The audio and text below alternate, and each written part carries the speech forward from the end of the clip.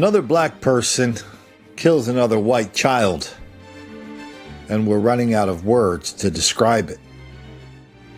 And this, at the Mall of America, people are desperate. This is, and everybody's freaking out about this thing that happened at the Mall of America. A black dude threw a white kid, 5-year-old white kid, over a balcony 3 stories down. Now he is dead.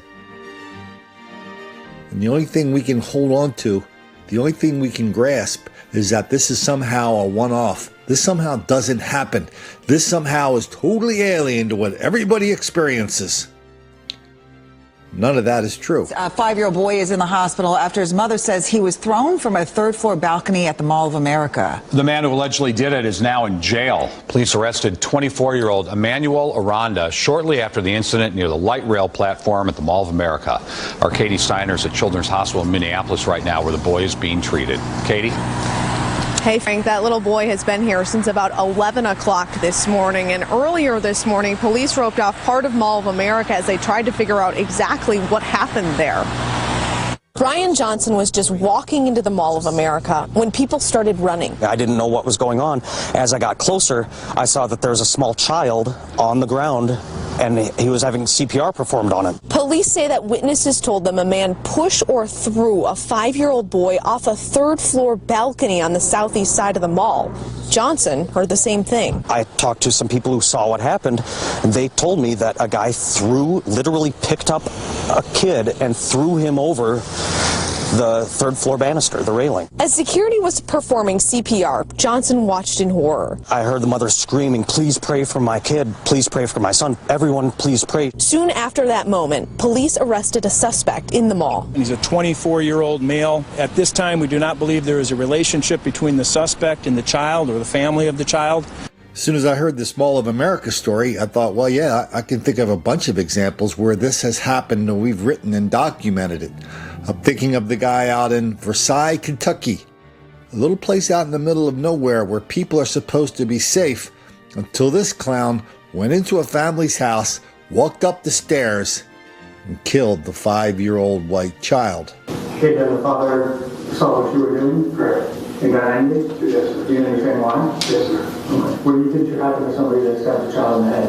They should go to jail. Okay. What about if that child died? They should get the chair, or not the chair. They should get something that's a gunshot, not a gunshot. They should get punished. Okay. Well, I'm going to tell you something. The child that you stabbed tonight is dead.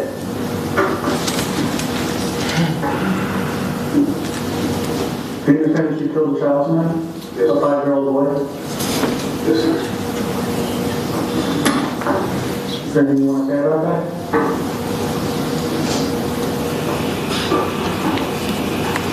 What are you thinking right now? Pain. You're thinking of pain? Or are you feeling pain? I'm feeling pain. Sadness. Is there anything you want to say or... How about this woman who described herself as a babysitter who kidnapped a 12-year-old child?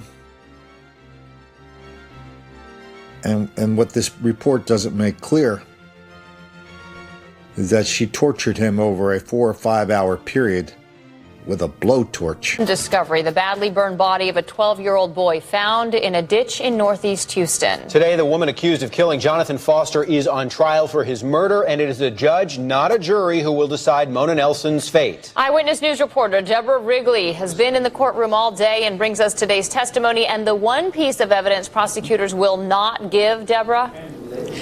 That's right, Alona, and what we are talking about in this case is motive. None was given by the state in its opening statements this morning. It's not necessarily in a trial, but it still leaves the mystery of Jonathan Foster's death unanswered. When Jonathan Foster turned 12, his wish was to go live with his mother and her new husband. A month after coming to Houston in 2010, he was kidnapped, murdered, his burned body dumped in a ditch, and the prosecution says it was Mona Nelson who killed him on Christmas Eve. We had the defendant taking Jonathan, and between 2:15 and 6:08, she killed him. Nelson conceded in the past that she dumped the contents of a garbage can from her truck into a drainage ditch, but she says she did it at the request of the boy's stepfather. Inside was the body of the boy wrapped in carpet. Nelson is pleading not guilty to the capital murder charge. Because she dumped the trash can, she must have killed him. It's a bandwagon case. I ask the court to please look at each issue that we bring forth with each witness. The first witness, Jonathan's mother, Angela Davis, heart-wrenching testimony in which she spoke of a phone call she received at work on Christmas Eve. A manager said it was from her babysitter, but Jonathan didn't have one. She called. A strange woman answered, she says. She could hear her son in the background, and then the line went dead. When she returned to the duplex where she and Jonathan were staying with a friend, no one was home. Davis: I ran up and down the street, banging on doors, standing in the parking lot, hollering my son's name. 4 days later, her fears were realized when she was told her son's body had been found. Davis: all I could do was scream. There's a lot I don't remember about that day. Anybody remember that story from the playground? Like just a white kid was on the playground, and a black kid had brought a French knife, a chef's knife, to the playground and hid it in the sand, waiting for that one moment where he could kill that white kid, which is what he did. Joe, thank you. Well, jury selection for the trial of the youngest person ever to be charged with murder in Kent County began today. It was this time last year that 4 boys were playing on a Kentwood playground together. Yeah, but that playtime quickly turned tragic when police say Jamarian Lawhorn, then just 12 years old, pulled out a knife and stabbed 9-year-old Connor Verkerke to death. Fox 17's Dana Chiklis was in court today. She's here now with more on what happened there. Dana? Right, Janice and Derek, jury selection wrapped up earlier today, and we'll be hearing opening statements tomorrow morning in court. The judge also stated that no media is allowed at this point to show the face of 13-year-old Lawhorn while he's in court, despite the fact that since Lawhorn is being tried as an adult, all media outlets have been showing his picture for months now. But with the first day of trial set for tomorrow, I want to outline a kind of timeline of the tragedy, one that looks like it may have been stewing for years. May 2013, a child abuse investigation is underway. Child Protective Services is called to Jamarian Lawhorn's home, where the worker finds marks on Jamarian, as well as, quote, deplorable living conditions. But records show that the CPS worker never reports the incident to Kentwood police. Now, August 4th, 2014. It's the final weeks of summer near the Pinebrook Village mobile home park in Kentwood. 9-year-old Connor Verkerke is playing with his 7-year-old brother, another young boy, and 12-year-old Jamarian, whom Verkerke just met. Court documents show in 20 minutes, play turns tragic. Connor tries climbing the slide and falls when Jamarian attacks, stabbing Connor multiple times. Connor's 7-year-old brother carries his dying brother to their parents, trying to get help, but Connor dies shortly after. Meanwhile, Jamarian calls 911, telling dispatch he stabbed someone, asking to be picked up. Later at the hospital, Jamarian confesses to police that he took prescription pills and a knife from home, saying he wanted to stab someone because he wants to die. 1 month later, we speak with Connor's parents. They tell us they're holding on to their last moments with their son. He kept trying to tell me that he loved me and was trying to hold my hand. October 2014, Jamarian's mother, Anita Lawhorn, is charged with 3rd and 4th degree child abuse after bruises were found on Jamarian in juvenile detention. This is when the child abuse investigation back from May 2013 is discovered. Just after the attack, Connor's parents tell us they're advocates for changes within Child Protection Services. Ultimately, Jamarian is responsible for his own actions. Nobody forced him to do what he did.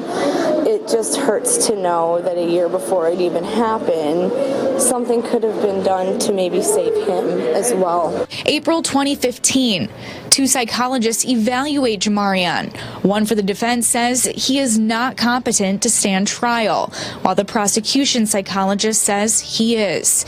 March 2015. Anita Lawhorn is back behind bars, this time on felony welfare fraud charges. Now August 2015, Jamarian's father, Bernard Harold, pleads guilty to a reduced charge of child abuse, and a habitual offender charge is dropped. And so at this point, regarding those child abuse charges against the parents, Jamarion's father, he's going to be sentenced in September. His mother, again, still awaiting trial herself at this point. Boy, this is a high-profile trial. Opening statements start tomorrow, and it's not about proving that Jamarion actually stabbed Connor because he's already confessed to that killing, right? Right. Multiple times to police later the day that it happened, you know, at the hospital, like we just heard. So at this point, the prosecutor tells me it's not a question of the facts behind the killing of 9-year-old Connor Verkerke. At this point, they say it's really going to be an analysis and arguing the sanity or insanity of Jamarion Lawhorn. So again, it's expected to run through the end of this week, this trial. So many layers, so sad either way. Yeah, so tragic in every way you look at it. Yeah. And this just goes on and on.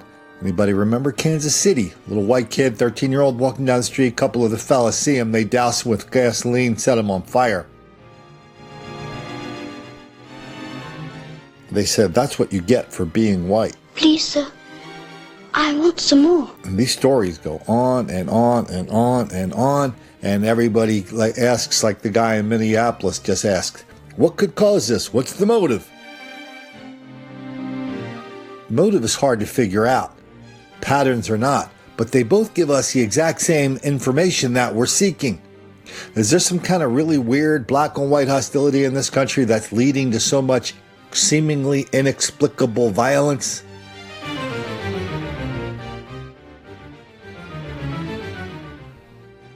I think you know the answer to that question. I think a lot of people know the answer to that question. They just don't want to tell us what it is because that's going to make the black kids angry.